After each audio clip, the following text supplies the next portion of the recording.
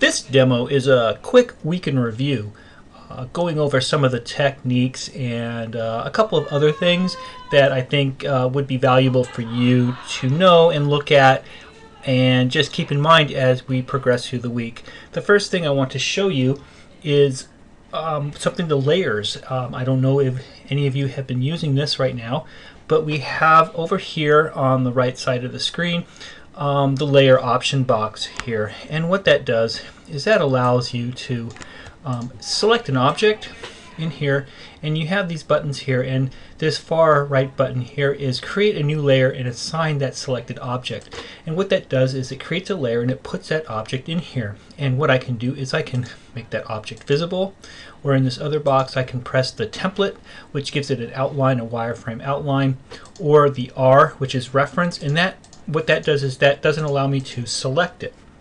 So if I were to go in and miss this tool, but I can select the other objects in the layer or in the scene that are not in this layer.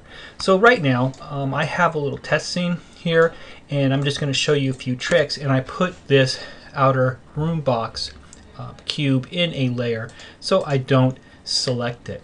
And actually what I'm going to do is I'm just going to make it invisible and just concentrate on some of the techniques that I'm showing here. What I have here is a cube that I have done a bevel on, and if you look at it, it's got a nice little bevel, and it is not smoothed right now. If I were to go into the smooth display, you can see what it would do is it would make a rounded box like this, and that might not be necessarily what I want. I'm actually liking this unsmoothed here, and it has a nice little bevel on it, a nice little edge. It's good for furniture or whatnot, but let's just say I want the edge of this bevel here to not be as sharp as the bevel does give me, as the edge gives me. And there's a couple of things we can do.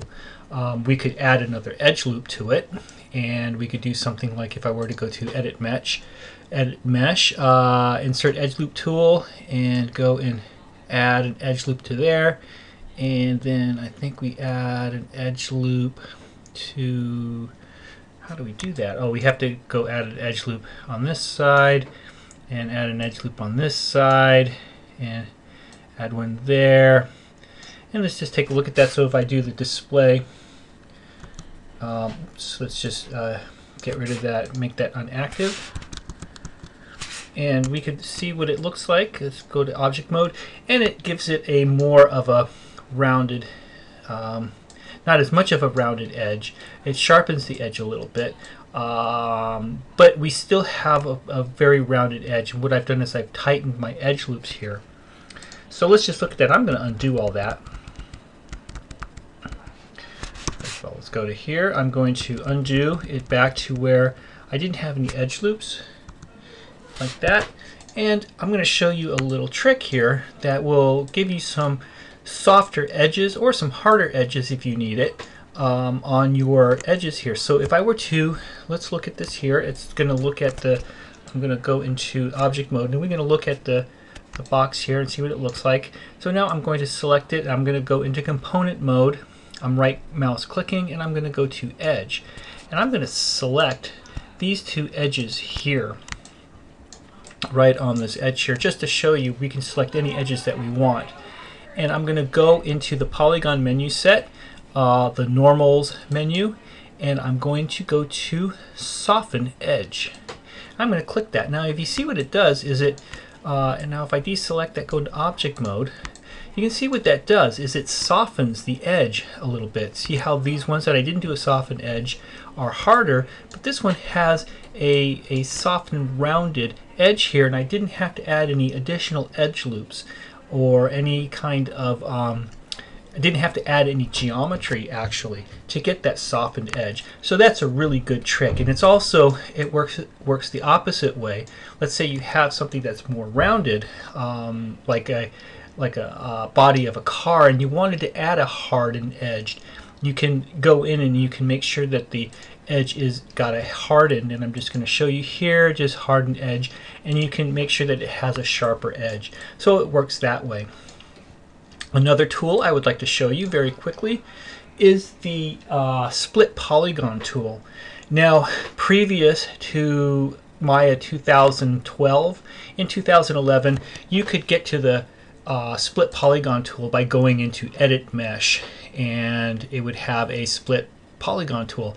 They've replaced it with an interactive split tool here, and it works, but it has some limitations. A lot of people like the old tool better, so let's just show you what the interactive split tool does. So we select the object, go to interactive split tool, and what that does, it's like insert edge loop, but it allows you to go and manually draw your edge loop around it. And this is good for when you have like a complex organic object and you need to split the polygon and it's just not really going in a straight line. You can actually go and do this manually. So I went all the way around there. I just did the tool. When I went all the way around, I press enter, and that splits my tool. That splits my polygon box there. If you wanted to not have the interactive tool, it doesn't give you it just doesn't give you the it doesn't give you an option for not interactive. If you wanted to have the old split polygon tool pre Maya 2012, what you can do is you select your object, you press Shift right mouse button, and it brings up a marking menu, and it goes to split. You go over to right to split, and it goes right to split polygon tool. And then what you do is you can go and you can draw your split all the way around, and you can do some crazy things here. I recommend you be careful with this tool and plan out what you're doing, but I'm just going around and I'm splitting my box all the way around here till I get to here, and I'm going to get right to that here. I press enter, and I've done a split all the way around. If I wanted to do that again, and I haven't used any other tools, I press the G key, and it automatically brings up that split polygon tool again, like that. Press enter. So that's another really useful tool if you want to use split polygon tool when you start getting into more complex shapes, more organic shapes, and something like the insert edge loop tool is just not doing it for you. See, now right now I don't have I have my box split up into it's not going into quads, so my split polygon tool, my insert edge loop tool, is not going all the way around the box like that. So you would have to use the split polygon tool, which again is Shift right mouse. Where is that? Oops, let's just hold on. I need to select the box, go to split polygon tool, and now what I can do is I can go and I can close up those edge loops there, and press enter, and it makes my split there. Okay, so enough of that. I'm going to show you just a couple of tools that are NURB tools, and we're actually upside down here. I'm looking underneath here, and what I'm going to do is I'm going to select this, and I'm going to put this box in a layer and make it I'm going to make it invisible. It's layer tool. You can rename your layers too also. So if I went and I double clicked on that layer and I called it box, and now that layer is named, and now that box layer is that, and I can rename this room.